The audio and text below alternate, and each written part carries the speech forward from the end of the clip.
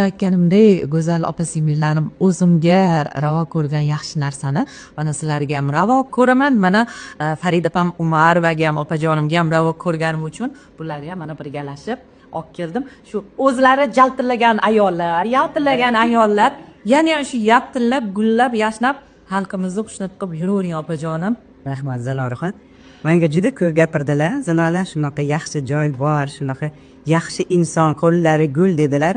Haqiqatda bugun mana Zaloraxonni taklifi bilan Dilraboxon singlimizni kosmetologni oldiga keldik. Chunki ayol kishi baribir ham o'ziga qarab turish kerak. Chunki go'zallik shaydosimiz, ayniqsa biz san'atkorlar ellikcha yuramiz, sahnalarga chiqamiz.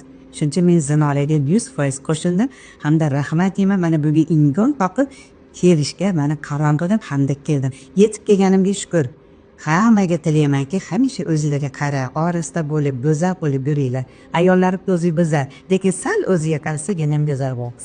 Sabablarni qilsa yana ham go'zal bo'lamiz. Allohim hammamizni yuzimizni yorug' qilsin. Iloyim, Dilrabo, sizga omad tilaymiz. Iloyim shunaqangi klientlaringiz, mijozlaringiz ko'p bo'lsa, Xudo xolisa bizdan kelgan ko'p san'atkorlar keladi degan umiddaman. Bizni mana shu yerda jartillatib qo'yayotgan qo'llarga taqdir emas.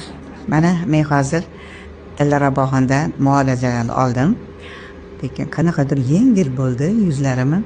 Nimagadir baxira kelmaganimga o'zim ham hayratda qolyapman. To'g'risini aytsam, oldin hech qachon kelmaganman, chunki men ishonmasdim, qo'rqardim ham. Chunki biz ko'proq endi ekranlarda ishlaymiz. Hali yig'ilishga, holatga o'tishda mimikalar kerak bo'ladi. Shundan qo'rqardim. Lekin qo'rqmaslik kerak ekan, albatta yordam berdi mana. Men endi har doim kelib turishni o'zim odat qilaman. Xudo xolisa nasib qilsa menga yoqdi. Qo'llari ham haqiqatda juda ham yengil ekan, juda ham chiroyli. Mana maza qilib dam oldim.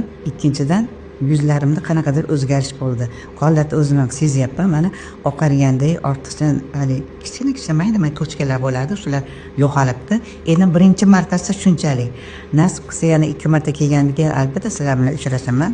Xudo xolisa o'zim taassurotlarim sizlarga ham aytaman. Lekin men ayollarimizga, ayniqsa san'atkor qizlarimizga, aktrisalarga murojaat qilgan bo'lardim. Albatta kelinglar, chunki go'zallik salonida shunaqangi Dilraboxonga o'xshagan ishtirokchi qizlarimizni qo'lidan muolaja olsanglar, o'zingizlarga foyda bo'lar ekan. Haqiqatda men tavsiya qilaman.